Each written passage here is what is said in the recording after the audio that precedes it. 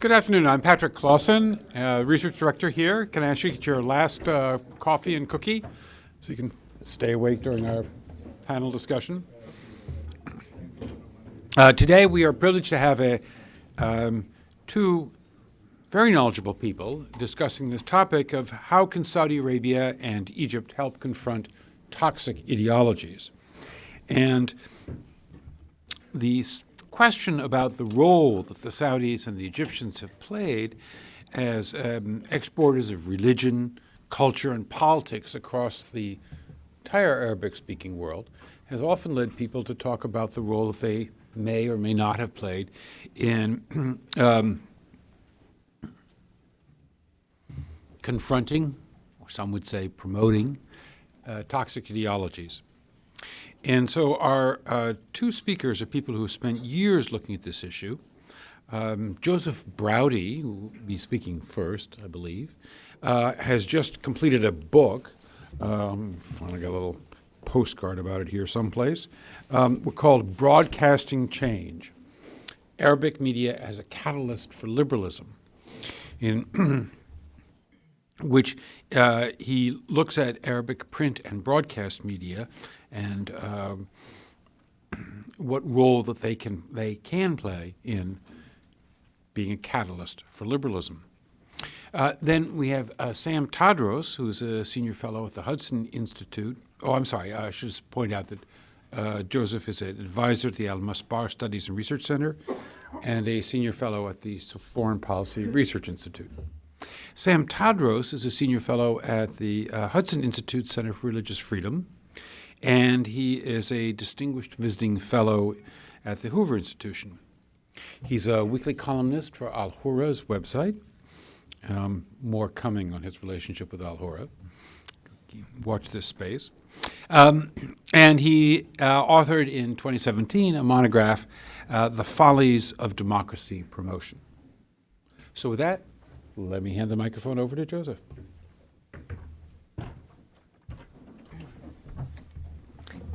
Thank you, Patrick, and thank you, Sam, for sharing this event. There is a contingent of Saudis outside government who for quite some time have been trying to counter extremist ideologies in their midst. They feel that the wind is at their backs with some of the new government policies that have been introduced, and they are very interested in the possibility of international partnership to improve the effectiveness of what they're trying to do. A little bit of context about how I had the opportunity to get to know some of these characters. 12 years ago, the National Strategy Information Center here in Washington, a group that has since closed its doors, was trying to test an inference about the role of culture in promoting change. It was informed by the experience of civil actors on the island of Sicily who were trying to struggle against mafia domination of their society. And they did it by challenging the mafia's hold on the culture of the island by working with schools, with the Catholic Church, and in very large part through the media. They sought to marginalize and stigmatize the mafia, as well as promote an alternative vision of what it meant to be Sicilian, informed by a vision that they called the culture of lawfulness. And the idea that NSIC sought to put on the table was that perhaps there were figures in the Middle East for whom this concept might resonate. And they sent me out to various Arab countries to search for such people, then invite them to Sicily to encounter some of these civil actors and see whether it would be possible to appropriate some of the lessons of what those people had done. In traveling about, I found that the most enthusiastic and hungry for this approach were a group of Saudis, primarily centered around media, who for years had been challenging ideologies in their midst, Salafi jihadist and brotherhood elements, and were trying to do it more and more to the extent that they could. Some of them were based in Saudi Arabia. Some of them, a large number of them, were in the United Arab Emirates, a friendly atmosphere which was granting them more latitude to express ideas that they couldn't do in Saudi Arabia at the time and broadcast them into the interior via some very powerful satellite channels. These were not dissidents. They were establishment voices who had been granted a small space in which to act, particularly after the Riyadh residential compound bombings of 2003. And they tried continuously not only to benefit from that space, but also to push against the walls. I would like to lighten the discussion as well as make this a little less abstract by sharing some of the product of the work these people had done, that is, people who joined us in Sicily. The first is a clip from a celebrated comedy show in Saudi Arabia called Tash Matash, that roughly translates to you either get it or you don't. And I suspect that everyone in the room will get this skit. السلام. فيه بلاغ مقدم من عندكم. اي في بلاغ والحرامي جوا يلا. اي في حرامي عندك؟ اي. بس يلا يلا اسم الظهري. طيب الظهري. ساكت.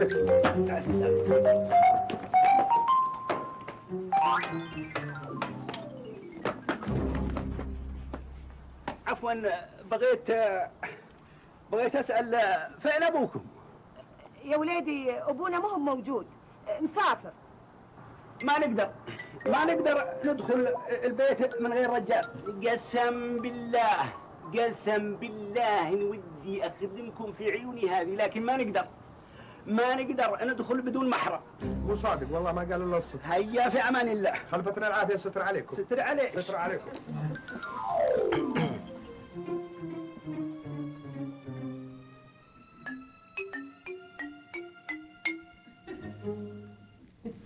So in that way, and you notice the insignia at the top left, the crossed swords, is the logo of Saudi government television.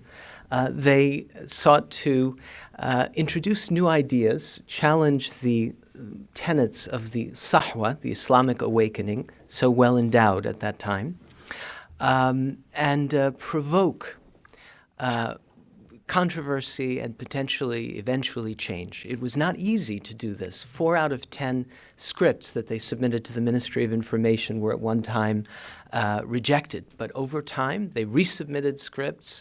Things that had once been controversial became more mundane, and they were able to make a bit of a dent. Another way in which these figures sought to introduce their ideas was through news media, turning news developments into teachable moments and render a kind of a liberal exhortation through news commentary. And one of those figures, Mansour Ngaidan, a former hardline preacher who had become a kind of a liberal preacher, reacted in this way when asked in 2014 about the decision to make a security sweep of the school system to prevent some teachers from indoctrinating and recruiting for the Muslim Brotherhood after the group was designated a terror organization by the late King Abdullah. من رياض الكاتب الصحفي منصور لنجدان، يعني أهمية تطبيق مثل هذا القرار اليوم في هذه الفترة في المدارس سيد منصور. هي تأخرت قرابة 3 عقود هذه الخطوة، لكنها بالتأكيد هي خطوة مهمة جدا في طريق طويل سيكون مليئا بالعقبات، مليئا بالمعاناة، مليئا بالآلام، مليئا بالكثير من التضحيات. وأتمنى وكما أتمنى أيضا أن يتساوق هذا القرار أيضا بتوعية أكثر بالانفتاح نحو الآخر.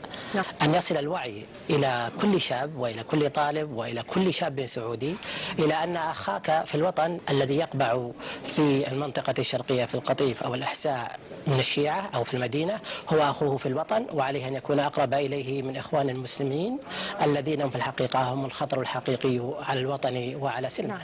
هل تتوقع بالفعل أنه في تغلغل في داخل المدارس لنشر مثل هذه الأفكار؟ هو تغلغل الإخوان المسلمين وتغلغل الإسلام السياسي وتغلغل الفكر القاعدي والجهادي هو عميق جدا مع الأسف الشديد، وقد ضرب بجذوره منذ عقود طويلة، ولكن الحمد لله أن الآن صحونا واستيقظنا. يبقى أيضا أن جميع المؤسسات الحكومية في التربية والتعليم أيضا، وفي التعليم العالي أيضا، وفي وزارة الشؤون الإسلامية والأوقاف والدعوة والإرشاد لابد أن تطلع بمسؤولية وتتحمل مسؤوليتها. So this is what I mean by pushing against the walls. At every question, at every turn, he moves from a consensus target, the Muslim Brotherhood, to what were at the time more challenging targets, Salafi ideals, not yet stigmatized in any significant way, mainstream preachings, and from targeting groups to promoting an alternative vision, a more inclusive vision of what Saudi society should be like. Now, these kinds of figures were limited in their ability to reach other sectors of the society, other various arms of government, Islamic affairs, education, as Mansour mentioned in that clip. They could not make policy decisions or participate in the making of those decisions in an executive monarchy. But what they could do was affect the informational climate in such a way as to make it easier for the leadership to make the decisions that they hoped they would. Now the ground has shifted. New leadership has made new decisions that are, of which there are four that are have especially important bearing on prospects for these figures to do even more. One is the new, of course, proposed economic overhaul with a very plainly expressed social agenda of having Saudi Arabia join the culture of the global village. Two is an important statement by the present Crown Prince that the period beginning in 1979 and to sometime over the past few years was marked by problematic support, broad support, government support for problematic ideologies. And in making that statement and saying we need to turn over a new leaf, it opened the door for an even more brazen discussion of how to achieve that. Third, he manifested a willingness to use security measures to clamp down not only on fringe elements and those that were directly perpetrating acts of violence, but also on some of the leading figures in what had been the Saudi clerical establishment. And so in light of these new decisions, the question becomes what more can be done? But there is also a countervailing force that challenges progress toward reform, and that is that in the present regional climate of what is, in essence, in large part, sectarian warfare or proxy warfare between various powers being stoked by Iran and Iranian expansionism, this leads to a frenzy of sectarian language, sectarian media, that is at every turn trying to promote the ideals that they had always harbored and make them relevant and really weaponize public sentiments that are the result of these conflicts. I am going to show you a less pleasant to watch clip from Wisal, a TV channel that is funded by Kuwaitis and largely staffed by Saudis. يا عرب بغداد واصحوا هل بكم رجل حكيم التشيع بذرة الكافر ابن سبأ اليهودي قد دفنها برض فارس انتقاما من جدودي كبرت وقامت تسلق خبثة تتعدى الحدودي من كلامكم ثمرها عاش في حزب الرجيم، وكيف يعطى الخمس للحاخام لعتل زنيم. يا عرب إيران تطعن طعن أعراض محمد، لو بكم رجل غيور الدم بعروقه تجمد. انهضوا والشرك زايل والله إلا أن يخمد، موعد لله ما يخلف على بيض الرقيم. يا عرب إيران تبغى ذلكم حقد وثار، يا عرب إيران تبغى تبدل الإسلام نار. يا عرب إيران تبغى داركم دار البوار، شوفوا القتل المنظم في شوارعكم ضريم. يا عرب بغداد صارت فارسية يا نيام، شوفوا السستاني ما يفقه عروبي الكلام. That channel which had been operating in Saudi Arabia, was shut down, or I should say evicted from Saudi Arabia in 2014 after the Independent Commission of Inquiry in Bahrain fingered it as one of the instigators of sectarian violence. Bahrainis kicked it out, eventually it was kicked out of Kuwait.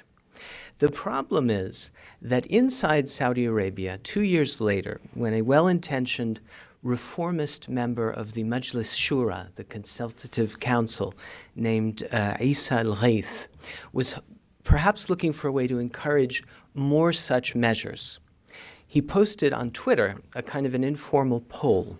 I'll read it to you. It says, in light of the fact that the Wisal channel inspires sectarian internecine strife and serves to some degree and is in tune with the partisan agenda of ISIS, do you support it having been closed?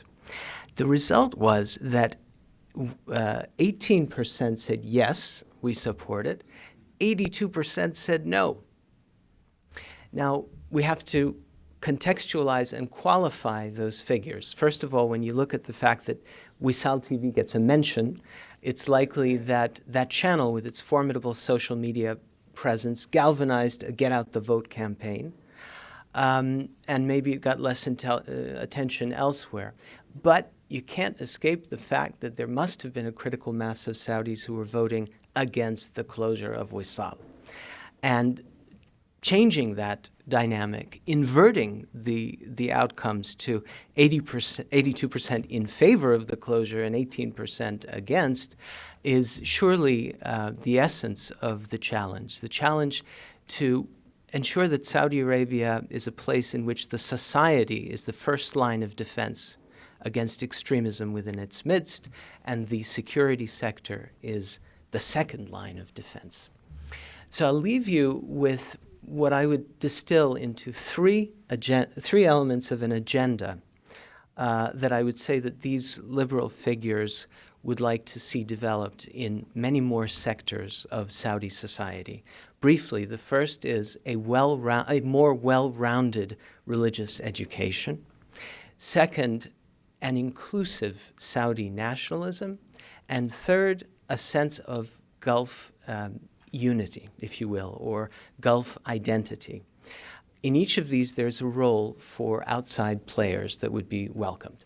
Taking the well-rounded religious education, much discussion, rightly so, has been made in the United States about textbooks and textbook reform.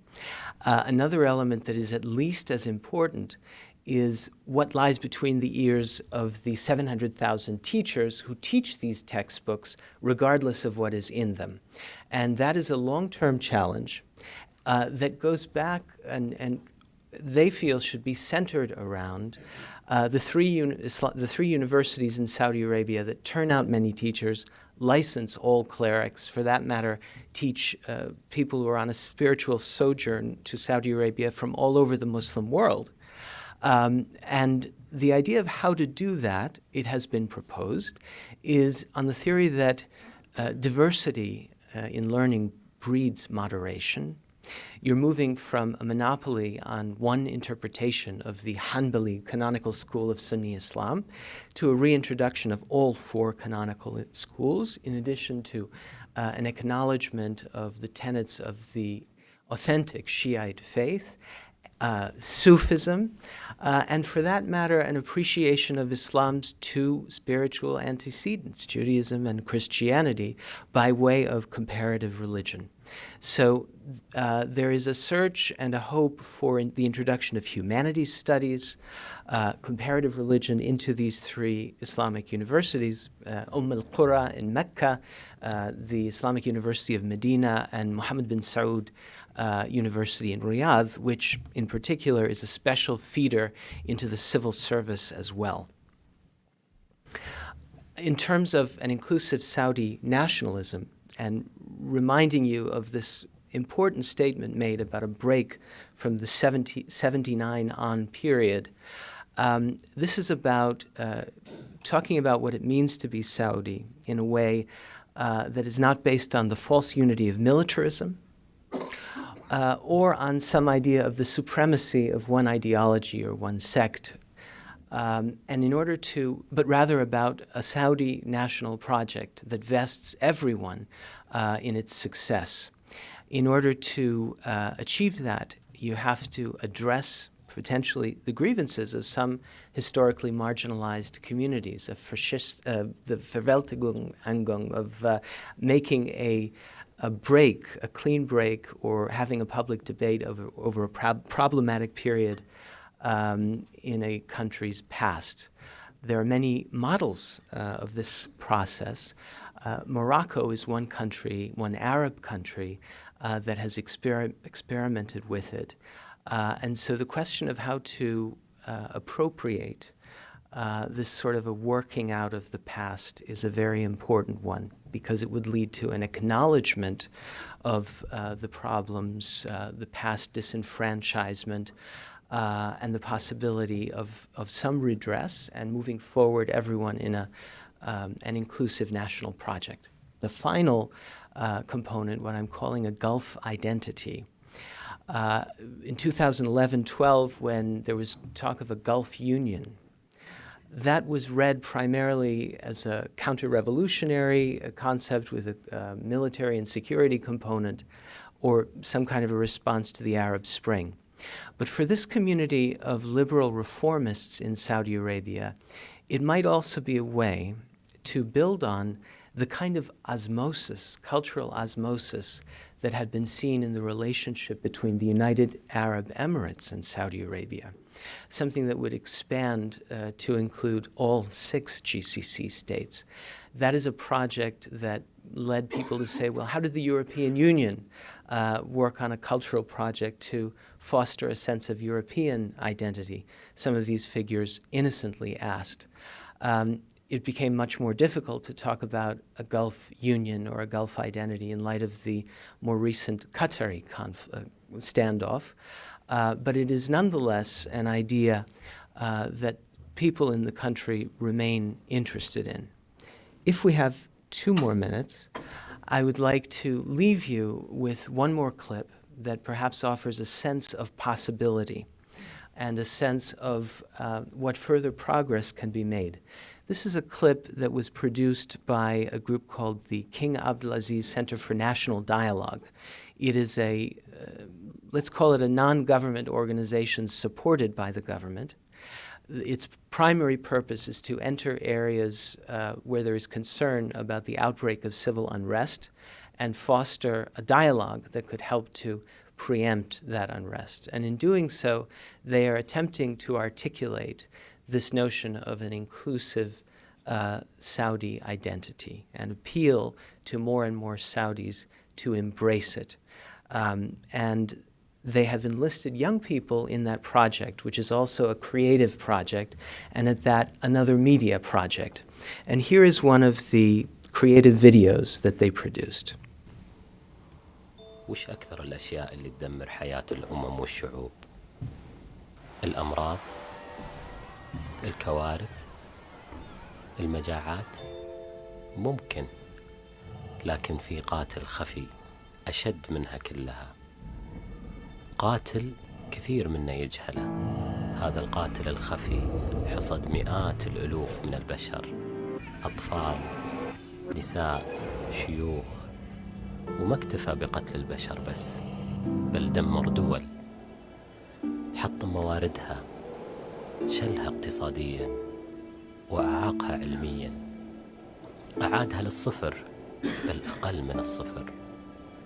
أفاجئك أكثر، القاتل يعيش بيننا الآن في هذه اللحظة، هو يتجول حر وطليق، وممكن يكون قريب منك في نفس المبنى، ممكن يكون جنبك، ممكن يكون أعز أصدقائك أو أقرب أقربائك. أصدمك أكثر، القاتل الخفي ممكن يكون أنت. تعتقد أنك بريء؟ فكر مرة ثانية، راجع قناعاتك وأفكارك، عيد حساباتك. كثير مثلك كانوا يعتقدون البراءة، لكنهم تحولوا إلى وحوش، أهلكوا دولهم ودمروها بشناعة، مئات الآلاف من القتلى والمصابين.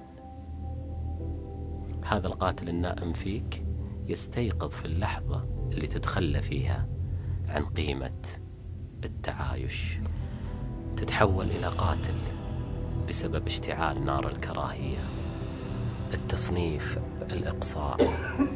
تتوحش إذا فشلت في التعايش مع المختلفين عنك، والنتيجة حرب طاحنة جنودها أنت وآلاف مثلك من أبناء الوطن الواحد. وبعدين سنوات من النزاعات، لا أحد ينتصر سوى الموت والتخلف عن دول العالم، وهدر الموارد اللي كان من الممكن استثمارها من الجميع لصنع حياة أفضل، لبناء اقتصاد متين، لتعزيز الأمن، لدعم التعليم والمعرفة. كان من الممكن أنك والجميع تتجنبون هذه الكارثة لو فكر الجميع بالتعايش وجدفوا قارب النجاة من الجهتين، بدل الدوران في دائرة الضياع. في طريقك للعمل أو وانت تدخل البيت وانت بين أهلك، اسأل نفسك دائما: هل يستحق الخلاف أن نخسر كل هذا؟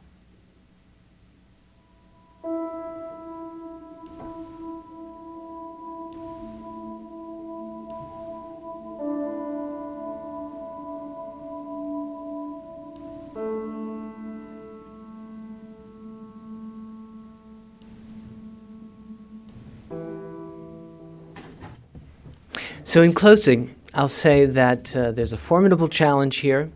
It's not clear that Saudis or Americans or anyone has all of the answers about how to meet this challenge. But in an atmosphere in which relations between the United States and Saudi Arabia have been sweetened, and as I mentioned, a critical mass of people welcome international partnership, there are these opportunities to directly engage some of these reformist elements in a project that would lead to significant progress. So thank you all for your interest, and I turn it over to Sam.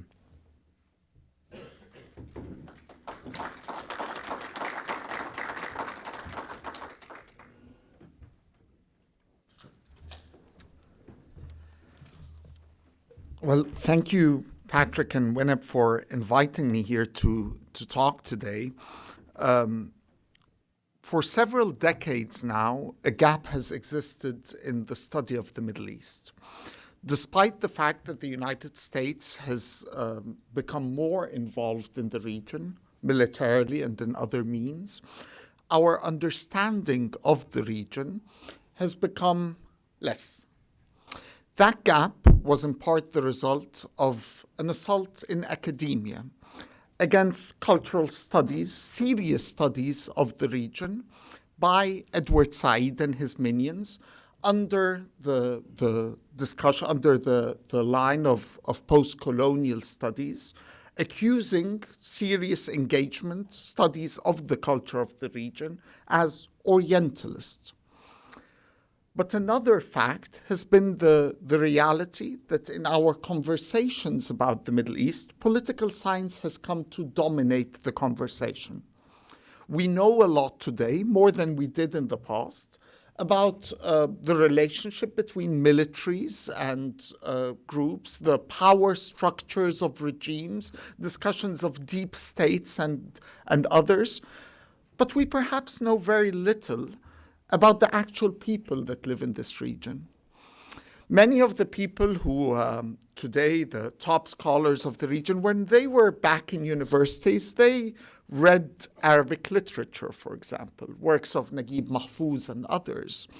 Today, hardly anyone who works on the region knows anything about what Arabs are reading, what movies they are watching, what kind of music they are listening to.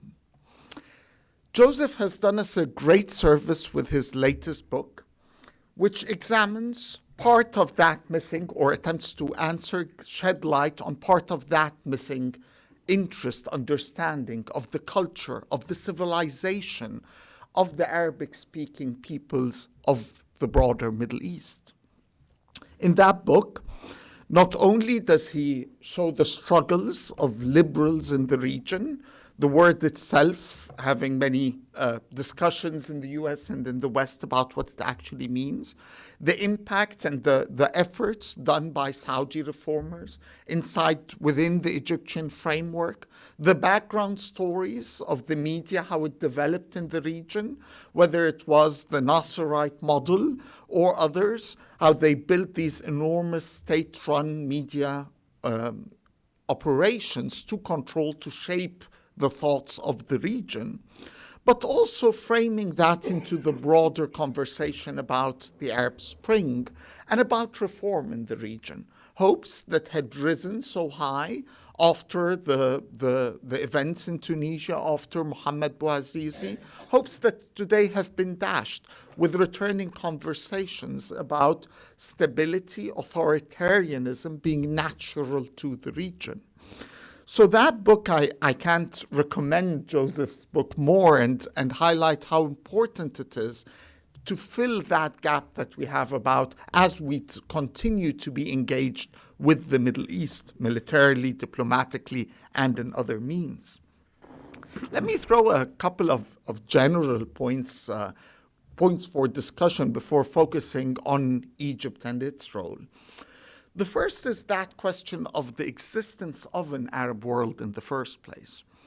In our conversation, obviously the Arab nationalists that dominated the political discourse of the region until the 70s and maybe even later than that, the existence of an Arab world is a given. Sata al-Husari, the great Arab nationalist, had said that every Arabic speaker is an Arab, even if he's not convinced by it. He might not realize it, we'll teach him that, but he is an Arab.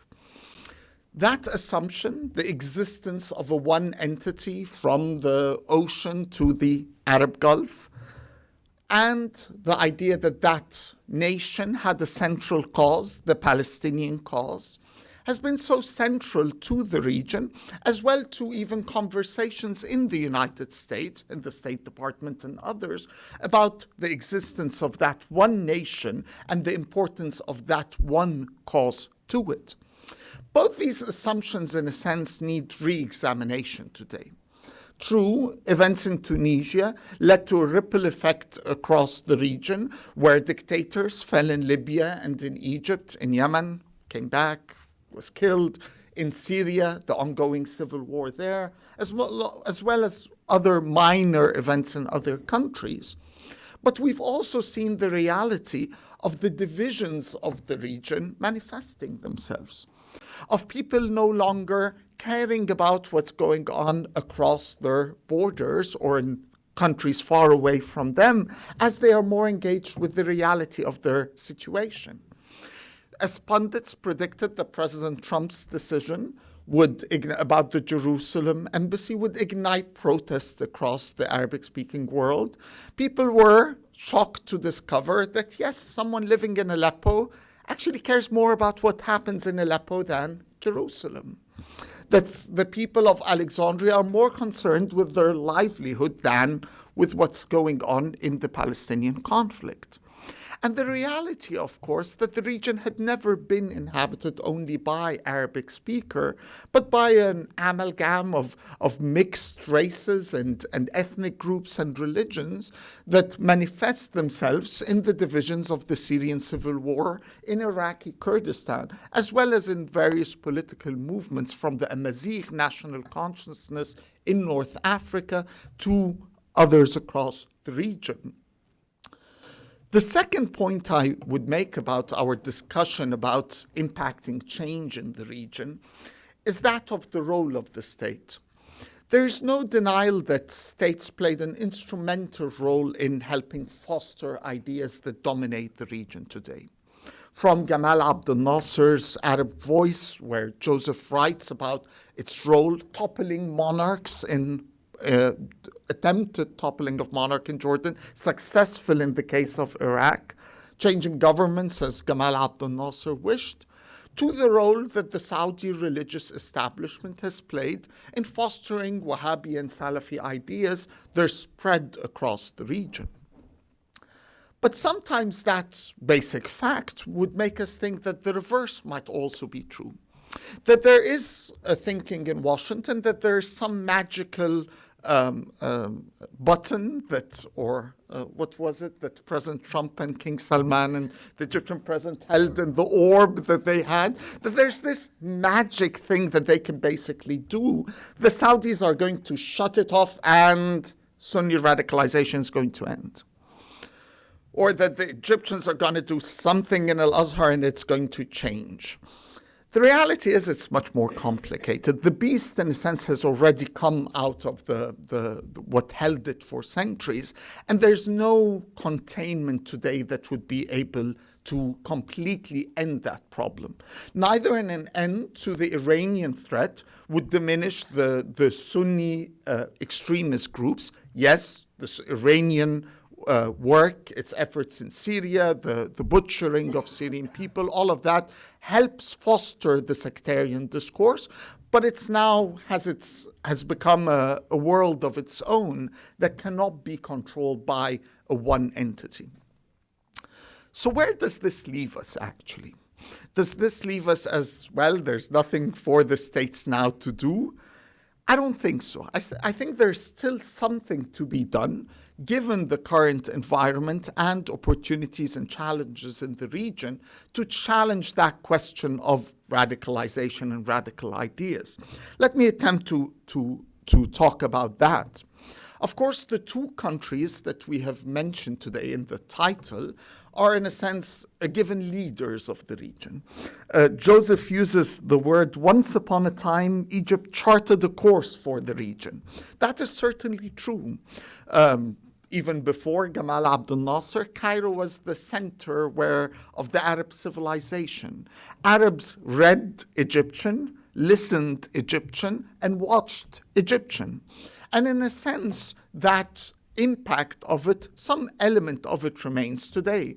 When I travel to Morocco, for example, everyone there can understand my dialect very clearly, although I have trouble understanding a single word from Moroccan Arabic. But if I travel from Oman to Iraq to Morocco, to anywhere in the region, still the impact of the Egyptian dialect is understood in the street. But despite that fact, Egypt has lost that lure of old. Egypt is no longer the same place. It simply does not produce the same cultural giants as it used to in the past. There are no longer any Naguib Mahfouz, Tawfiq al-Hakim, or Taha Hussein being produced today in Egypt. Its movies, yes, remain there, but they're no longer the only available thing for the Arabs to watch. And its music has been far surpassed by others in the region. Today, of course, this decline of Egypt, which in a sense had been evident for a long time, not just simply by the Mubarak regime, but is a long story in the making. Today we see that with a rise of a very different Saudi Arabia. A Saudi Arabia that is no longer willing to take a backseat to the conversations of the region, but is very assertive in exerting its power. the episode with Rafi al-Hariri, the Prime Minister of Lebanon, the arrest of the prince, various actions, the Yemen war, of a Saudi Arabia that's there, that wants to be assertive, that wants to play a role in the region. A declining power, a rising power. These are the two countries that we are discussing here today. One that used to be the main player, today being turned more to the experiment itself, the playing field. A country of 100 million where the Saudis, the Qataris, the Turks, all other forces of the region attempt to influence the future of those 100 million people living on the Nile Valley. In January 2015, President Sisi issued a call for a religious revolution. The call was surprising and hugely welcomed in Washington. President Trump talked about it, various presidential candidates at the time. It was a call that captivated many. Here was a leader of one of the leading Muslim countries acknowledging the fact that there is a problem of the religious discourse that was being produced and calling for a change for that. Despite this fact, 3 years have passed today, there hasn't been a religious revolution, to say the least, in terms of the discourse being produced in Egypt itself or influencing any of the countries around it. This should not surprise us at all. True, I have no doubt that President Sisi was completely genuine in his call and believed in that, but he hardly had any plan to implement of how to do this religious revolution. Neither did he have any means in terms of a deteriorating Egyptian state that could no longer play the same role that it played with Gamal Abdel Nasser to change people's hearts and minds. But most importantly, a key element of his base, of his support, had come from part of the Islamist universe, Al-Azhar University. True, Egypt had revolted against the Muslim Brotherhood, removing them from power, plus the military, of course, moving its tanks. But the reality was also that in that scene of removing the Brotherhood from power, President Sisi had stood next to at the time, General Sisi, next to the president of the main Salafi party in the country and the Grand Sheikh of Al-Azhar. The attempt to not alienate Al-Azhar manifested itself as some liberals, as Joseph details in his book, attempted to take President Sisi's call seriously. Okay, you want us to do a religious revolution? Let's start examining the books, the textbooks that have produced these radical ideas. So a TV presenter by the name of Islam al-Bahiri starts in his program to actively target those textbooks that are still being used and respected and widely held by Al-Azhar and other institutions. The result, a complaint by Al-Azhar, a court case, jail for 1 year. These were the limits, these were the reality of any attempt or anyone taking the call for religious revolution seriously. So where does this leave the conversation in Egypt? I think there is still an opportunity to impact some change in the country. On the one hand, it is true that Islamists have still many things to their advantage. The Islamist narrative offers a complete worldview that none of the ideologies, other competing ideologies of the region, is capable of doing. If you want to Google anything from the movies, from economics, from social questions, any topic you write on YouTube, you will find thousands of videos by Salafi preachers answering your questions about this, something that liberalism or other ideologies can never do. Islamism operates in an environment that is not alien to it. Its language resonates with a Muslim majority population. It utilizes languages and terms that are appealing to many people in the region. It utilizes mosques that liberals or other competitors of Islamism cannot use the same way that the Islamists are using. But while acknowledging all of these strengths that they continue to have, we also have an opportunity here today. There's no doubt that the Muslim Brotherhood and various Islamist forces are no longer the same unknown that they were on the eve of the revolutions in 2011. People have experienced the Muslim Brotherhood and other groups, and they didn't like what they experienced. They lived under these groups. They saw their failures. They saw their massacres in other countries. They saw them as not as a real alternative offering them freedom and justice, but as part of a larger problem. So while acknowledging that there are still, of course, supporters for the Muslim Brotherhood in Egypt and the fact that it is a military that removed them from power, it is also important to note that there are a lot of Egyptians, millions of Egyptians, that demonstrated against them, that rejected that narrative by them. Not only are they unknown, but by virtue of the conduct of what has happened in the region, from the rise of the Islamic State, the butchery, the massacres, the age of savagery that the Arabs are living under today, people have began to re-examine many of their pre-held notions about the role of religions in society, about the narrative that all of these groups have attempted to spread. Another key factor is that for the first time, there is a regional ally, a regional force that is willing to help tap, sponsor, support that anti-Islamist, anti-brotherhood discourse, and that's the United Arab Emirates, a country that for a long time of its history played little role in the intra-Arab dynamics, but that today is becoming much more forceful in its foreign policy, as well as support for different narratives in the region. More importantly is the reality of the media openness that we have. True, regimes, the Sisi regime more than any, attempts to control the media in the country.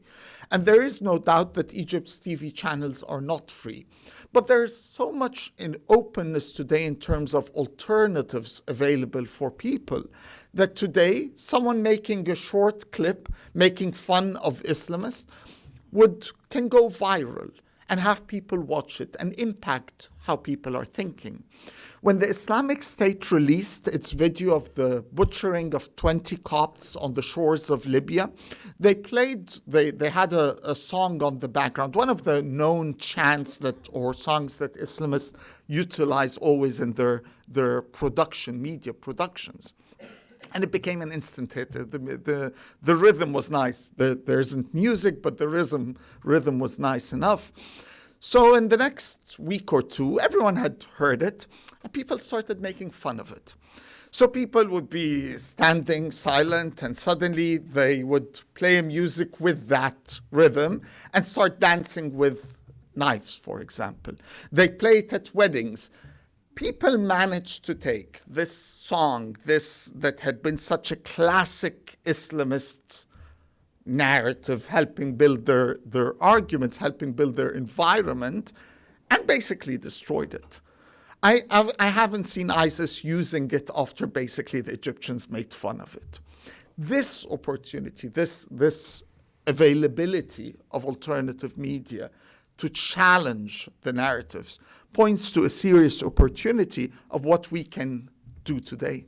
Thank you very much. So one of my great pleasures of moderating an event is I get to ask the first question. So let me start with you, Sam. You started with the provocative comments, I suspect all too accurate, that we don't know much about the culture of the region here in the United States. So what are the themes in fiction, music, and movies that we should be aware of? Well, what, in fact, are people listening to and watching? And I'd be just interested in anything, whether it's personal life, politics, whatever. And then, Joseph, as you described, there's been a lot of resistance to some of these attempts to be catalysts for liberalism. I'd be interested in your comments on what are the topics that remain most controversial. What gets the most pushback? What is it hardest for liberals or those interested in being catalysts for liberalism? What's hardest for them to broach? Sure. Working. First thing I'd say, of course, there's not one cultural development going on across the region. There are several. It's, again, I'd stress the point, there isn't one Arab environment. Yes, there is interaction and impact, but there's different developments in different regions. However, I would also say that the experience of the Arab Spring, the upheaval that the region has felt, an upheaval that can best be understood as, I remember my late mentor Fuad Ajami saying that the term Arab Spring was probably problematic because as Arabs we didn't have a season called spring in the first place. We usually have winter and then a very hot summer, and in the middle you only have sandstorms. That's what you usually get. So in a sense, this grand sandstorm that the Arab world has been impacted with. And of course, sandstorms have two impacts. They tend to cover things, and they sometimes uncover things that have been buried for a long time. Part of this uncovering of things is, I think, going on in the region. There's a deep nostalgia for a past, imagined or real. One example, there have been about a dozen, more than a dozen, novels in the less than a decade in the Arabic-speaking world about Jews who lived in the Arabic-speaking world. A topic that had been suppressed, taboo completely for generations. I mean, they were moved physically. The remains of their temples, everything, the synagogues was also removed, and we had a collective amnesia about that. And then you have this interest in Arabic literature about those who once upon a time lived amongst us, and it's limited. There's a Tunisian novel that deals with it. In a sense, there are good Jews, but only the anti-Zionist Jews. They're the good ones. The others, not so okay. And of course, they also maybe convert to Islam in the novel. And so there are limits to where this interest might take you. But there's this sense of nostalgia, a nostalgia for in Egypt, for example, of cosmopolitan Alexandria. Again, real and imagined. But this idea that we had something of toleration in the region, that it's not the savagery of the Islamic State. There's a richness there that's different. You see it, I don't know how many millions of Egyptians are followers of the King Fuad page on Facebook, the king child of Egypt who was removed when he was 1 year old. And there are millions of Egyptians that somehow have a nostalgia for that age, for example. So there's this nostalgia for the past, discovery of this cultural pluralism that we had. There's also a questioning of taboos that we didn't have in the past. Taboos about religion. In a sense, revolution was not only against political authority, but was also against religious authority. You hear complaints in the region, for example, about atheism being spread. And young people are questioning a lot of the givens that they had known, not just in politics, but in other fields as well. First of all, in support of one of Sam's points, a very interesting dramatic miniseries that became very popular after it debuted in Egypt a few years ago was Harat al-Yahud, the Jewish Alley, which was a flawed but earnest portrayal of multi-denominational Cairo on the eve of the 1948 war and shortly thereafter. But as Sam was saying, one of the problems with the program was that it subjected all Jewish characters, including the heroine, to an absolute moral judgment on the basis of a litmus test with respect to the issue of Zionism, making it impossible in the moral constellation of the story, for example, for someone, an Egyptian Jew, to love Egypt and Israel at the same time.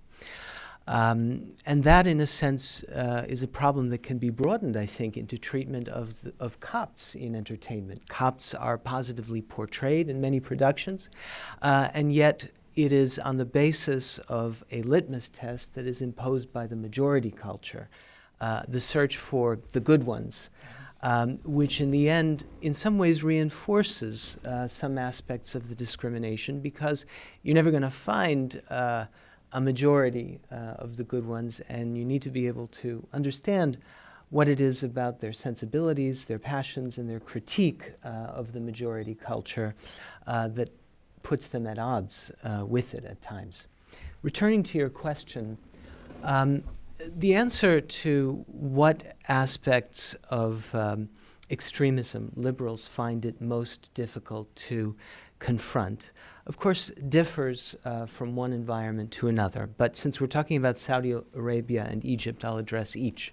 In the case of Saudi Arabia, liberals have been most successful in two elements. One, appealing to the population's instinctual desire to experience their personal freedoms, their feeling of individuality, their right to drive, their right to watch a movie in a public place, their freedom from molestation by the religious police.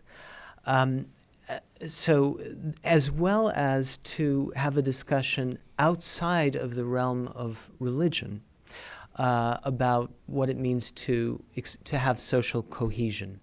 Where they're in trouble is in terms of direct engagement of the discussion about the meaning of Islam, the meaning of Islamic education.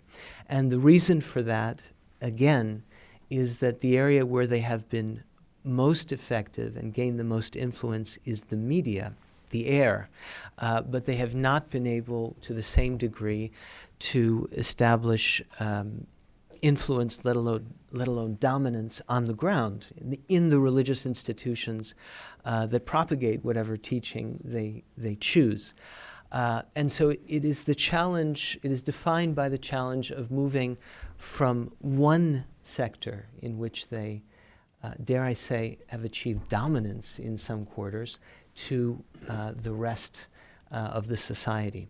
Now, in Egypt, there is a different interesting problem, which is how and the extent to which liberalism has been tainted by its historic association with an establishment, right? So, in other words, whereas in monarchies, monarchies tell one overarching story of a king or a prince who promises to protect a beloved tradition born of centuries and provide for his people. The republics are the story of a president who promises to break with tradition, deliver social justice, and defeat a primordial enemy. That is much heavier lifting. It is not riding the waves of tradition, it is confronting tradition. The result is that you have greater surveillance and authority exercised by the security sectors of Arab republics over the media, over culture, less of a chance for a decentralization and diversity in the public discussion. Now, in terms of addressing that aspect of it, and returning to Sam's observation about the availability of independent media, internet clips that can go viral, etc. I don't want to give up on the dominant media, the ones that reach the vast majority of the population. In order to do that, there needs to be a willingness on the part of the security sector in Egypt to commit to an overhaul of the fabric and the message that those media propagate. And here is an area where the United States may be able to play a role, and I'll try to explain it very briefly. There is an asymmetry between security sectors in the U.S. and the West on the one hand, and their often staunch partners in some Arab countries on the other.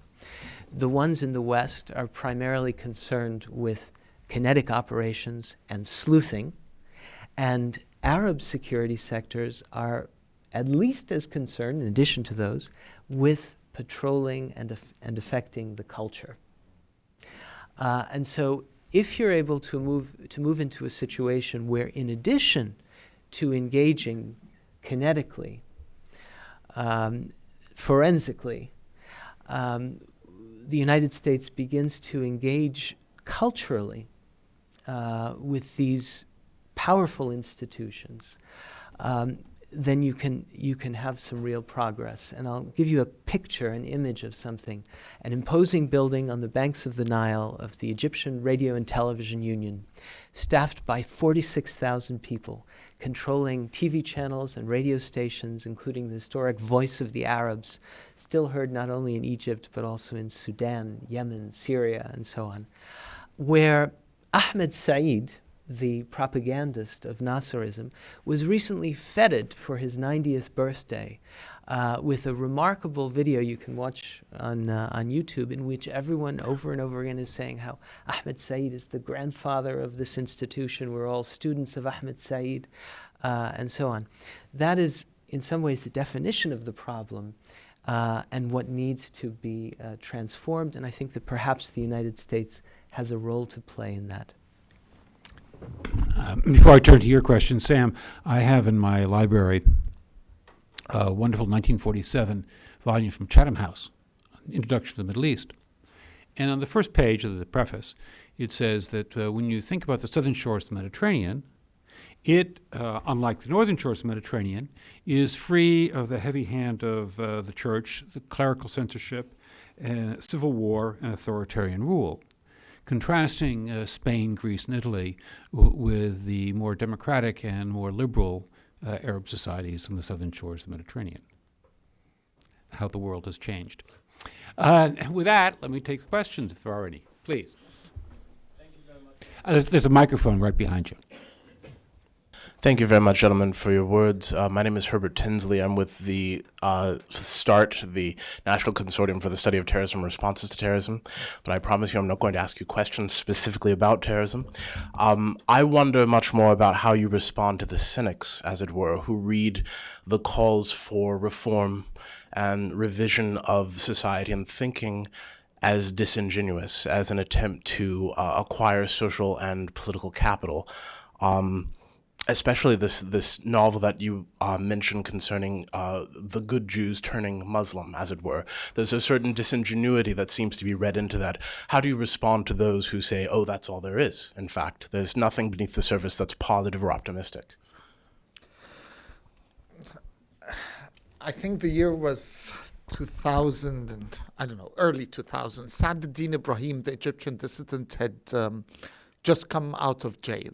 He had been jailed by the Mubarak regime, then under pressure because of the United States, he came out. He had been a professor at AUC, the American University in Cairo, where I was a student at the time, and a very active student in trouble with the security services in the country.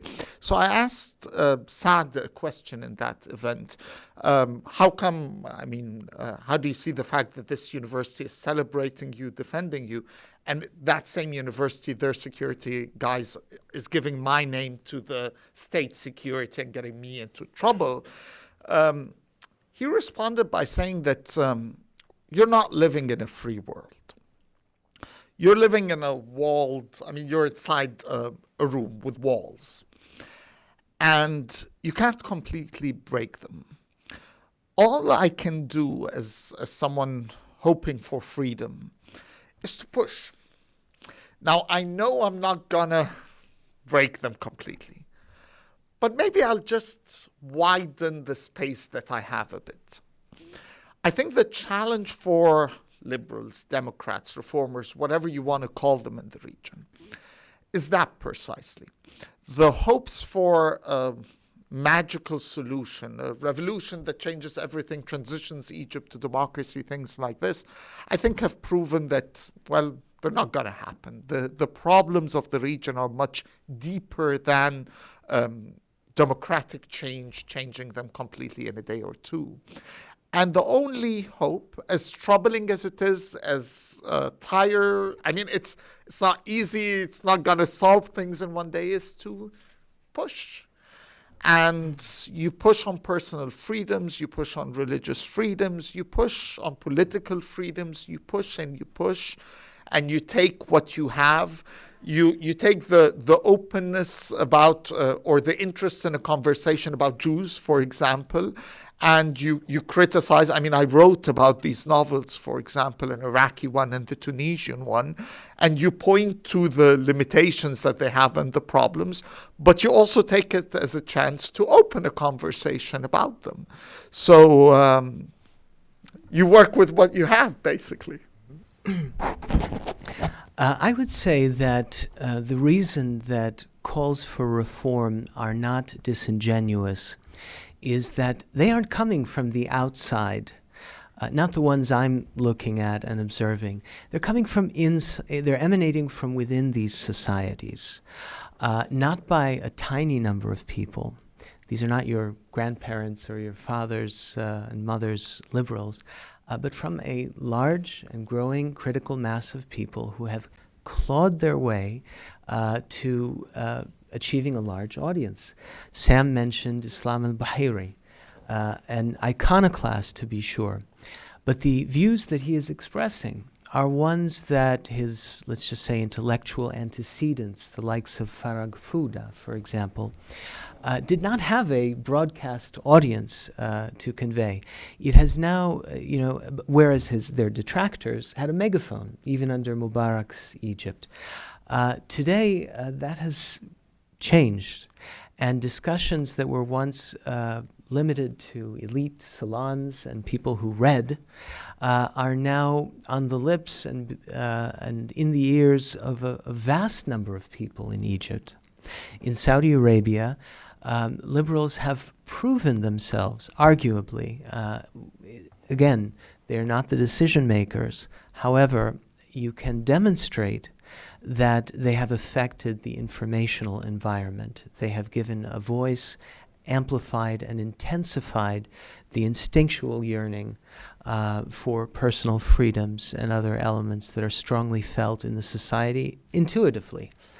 And I think the final, last but not least, reason that calls for reform are not disingenuous is that they're coming from another powerful quarter, as Sam indicated, some states, including the two we're talking about, and as well as the UAE and numerous other states, have come to the conclusion after the Arab Spring and the bitter after effects of those revolutions that in order to preempt a new wave, they need to vest the majority population in the welfare and endurance of the state. And in order to do that, they need to enfranchise as many people as possible. And in order to do that, they do need to indulge and grant more of a space to voices that are in favor of civil society, egalitarian values, tolerance, overcoming domestic strife, again, local issues. And so you have the possibility of a generational bargain that we didn't see before between liberals willing to forswear the revolutionary option and states that are going to cooperate with them. All these factors viewed together present the possibility of a new dynamic that we're not going to see profound results immediately, but if we look over time, these are people with a generational outlook. There is every reason to be hopeful about significant change. Finally, all of these elements, in a way that they never did before, are asking for outside partnership. They're asking, if we're talking about media, for media education, for the idea of co-productions. If we're talking about universities, I gave the example of those 3 Islamic universities. There's a critical mass of people who want help from the outside to bring in new faculties and departments. And so what I'm seeing is not a situation of outsiders seeking to impose their own idea of what is needed in these societies. The recipe and the agenda I presented to you this afternoon is informed by indigenous actors. I'm simply relaying things that I've heard and seen conveyed from people inside. And so it behooves outsiders to take these trends and calls seriously, to augment them, certainly as Sam has proposed, and to engage these figures and find out how we can help. The mechanics of doing that are another question. Please. A microphone right behind you. My name is Leonidas Pantelidis. I'm the ambassador of Cyprus. I'm from the region as well, a non-Arabic country, but a neighbor. I have a question on religious education, the first pillar that Joseph mentioned. There is a long history of the Arabs with philosophy and with natural theology. The Arab Renaissance, the Muslim Islamic Renaissance of the 8th, 9th, and 10th centuries and so on, was based on this intimate relationship that they had with the world beyond, the world of ideas beyond, basically the Greek, ancient Greek world. And in fact, philosophy got a second chance with the Arabs because it was the Arabs that brought it to Europe during the Middle Ages. The Aristotelianism of Averroes and so on were extremely important for the further development of Europe. And there was a point when this cultural climate reversed. Usually historians of ideas identify it with the writing of Al-Ghazali's book, The Incoherence of the Philosophers, I think sometime in the 12th century, which was a revolution against the rationality, the rational element in these ancient sciences, and especially in Greek philosophy and in natural theology. And this climate seems to have lasted for a rather long time, until more recently there are signs of what both of you refer to, a new openness. I wonder to what extent this memory, this legacy, this possibility of returning to those roots could be part of this new opening, because it could be extremely significant. And I wonder what the state, for example, of humanities education is in the region, what the state of theoretical scientific education is in the region, and I don't mean technological studies. I mean, the Arab world seems to have imported a lot of very expensive education from the West, but it's all in the form of business training and technological. There has not been the same interaction with ideas and with fundamental concepts. And in the West, at least, technology is part of a broader intellectual climate. And we have managed to transfer some of the technology without transferring also the conceptual context. It did wonderful things for Arab civilization in the past. I wonder if there is something there that needs to be thought through. Yes, thank you for a great question. Indeed, we talk about not Islam as an essential phenomenon, but rather the narration of Islam, the teaching of Islam as it has been for quite some years recently. You're talking about the selection of certain elements of the tradition and selective memory and selective omission. And so if you look at Salafism, a puritanical interpretation, the principle of which is that all of that history that you described is somehow impure, and that everything needs to be refined to a remembered, pristine first century of Islamic history.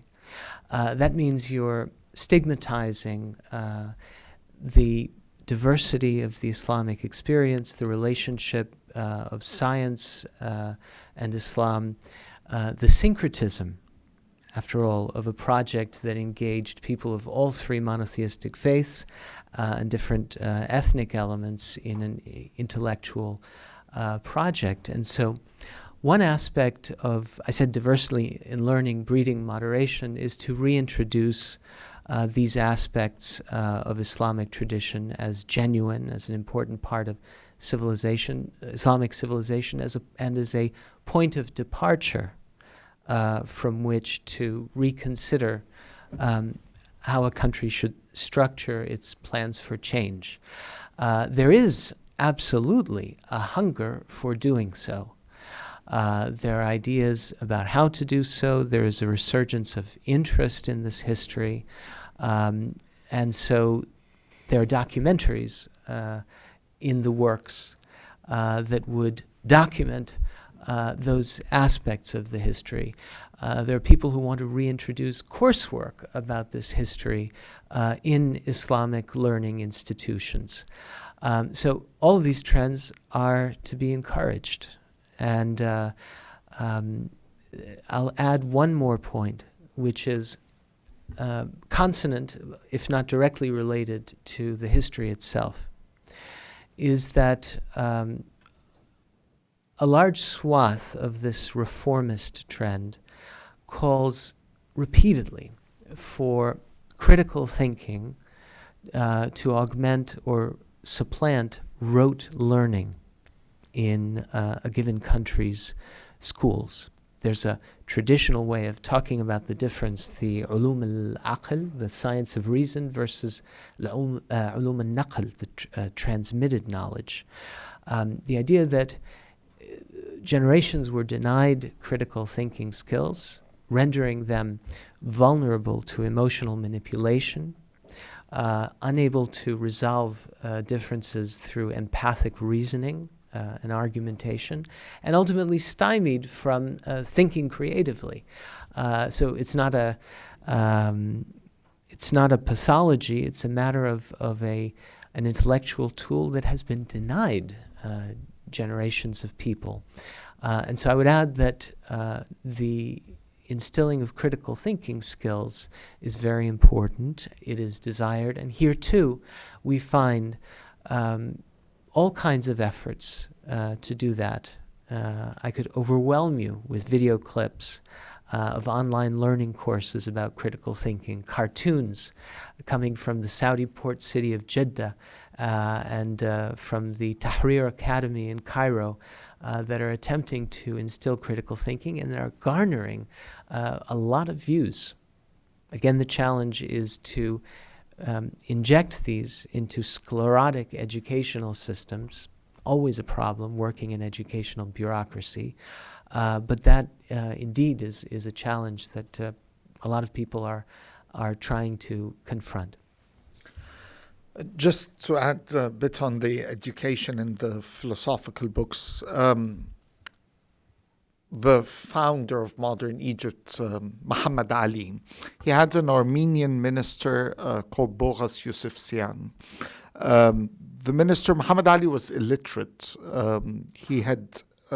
So his minister would translate for him works, great works that he thought it was important for Muhammad Ali to learn from. So he started one day translating for him Machiavelli's The Prince. And he'd translate 10 pages a day and read them for him at night. First, second, third day. By the fourth day, Muhammad Ali told him, stop. I have nothing to learn from Machiavelli. I know more tricks than he does. Muhammad Ali had started importing the printing press, modern machines, modernized the army. But the idea that culture, ideas, philosophy was not important was in a sense a central flaw of the Arab reform project from its inception. You talked about Plato and Aristotle. It is very true that the Arabs kept it to the world. There is no current Arabic translation of Plato available in Egypt. The last was done, some of the dialogues in the 1920s by the late Tahsin. It's not available for people. There is no current Arabic translation in Egypt of Aristotle. Politics was translated by Lutfi Said in the 1930s. That's the last available one. Even Marx was not translated completely, Das Kapital. Burke was never translated into Arabic. We love Rousseau's Confessions, but we haven't translated other works. I can go on and on about major works of Western civilization that are not available. And I'm talking that a philosophy student in Cairo University has never actually read Plato, unless he knows English. He reads his professor's commentary on Plato. That's a serious problem. The situation is a bit better in places like Lebanon and Morocco, but the overall problem, the Arab Human Development Report produced by the UN, pointed out to the deep crisis of the production of knowledge in the region. The region translates less books in, I don't know, what was it, 1,000 years than what Greece translates in a year, or what Spain produces in a year. These numbers were frightening, and they pointed to that serious problem of knowledge that we have in the region, and a problem that the West probably has a role to help in addressing. I'm hoping that we can, one last question, then we'll call it quits. Microphone behind you. Thank you. My name is Fahad Nazar. I'm a political analyst based here in DC. I'm a columnist for Saudi paper Arab News, among other affiliations. So I'm glad that you mentioned the King Abdulaziz Center for National Dialogue, Joseph. I visited the center last year when I was in Riyadh, and I think they do a lot of great work. They particularly focus on the issue of creating a new, more inclusive national identity. They do it on the ground, almost at a grassroots level on a daily basis. Unfortunately, that work, much of it is overlooked, but that doesn't mean it's not happening, as you rightly pointed out. The other institution that I do want to also bring up is I'tidal, which was inaugurated when President Trump visited Riyadh, and that's the I'tidal in Arabic means moderation. The full name is the Global Center for Combating Extremism. And the center has two Twitter feeds, one in Arabic and one in English. And it actually does delve into the finer, more complex points of religion, of theology, of exegesis, of jurisprudence, with the idea that at its core, Islam is indeed a religion of moderation, toleration, and peaceful coexistence. So I'm wondering if you can speak a bit about I'tidal. Obviously, the inauguration was well covered, but I actually do think it's done a lot of great work since then online, just delving into these more very important but more difficult discussions about religion. Thank you. Yes, Fahad, thank you for the question, because in plowing through my presentation, that was the fourth plank that I forgot of encouraging signs, is this willingness to attempt to establish new international structures by the Saudi leadership. The National Dialogue Center is a domestic phenomenon below the radar screen, whereas these, and of course there are two of them. There's the I'tidal Center, which is attempting also to access researchers from all over the world, including the US, and also this nascent Islamic coalition against terrorism, which also is meant to have an ideological component, ideological intellectual component. These are works in progress. They're undoubtedly beginning to show content and outcomes. So I'm watching for the development of these institutions. And one of the things that I'm particularly interested in seeing and looking for is the extent to which, beyond addressing the world, every country in the world, they're also working nationally, working domestically in Saudi Arabia, the way that the National Dialogue Center is. And also, to the extent there's international partnership, introducing those partners to the Saudi scene. Because for any country, for any government in the region, it tends to be easier to project aspirations across the region than to delve and open up the fissures and the pains of the domestic front. And so I am hopeful that both of those institutions, in addition to engaging the regional and international challenges, which are formidable, will also be developing a plank that is domestic and perceptible. And so that's where I see Atidal and the Global Coalition nicely complementing and perhaps interweaving their activities with the likes of the National Dialogue Center. Thank you. And with that, let me thank our speakers. Thank you for coming, and look forward to discussing this in the future. Thank you, gentlemen. Thanks a lot, Patrick. So we will prepare a rapporteur's summary. It is exactly that. It is our rapporteur's summary. It does not purport to be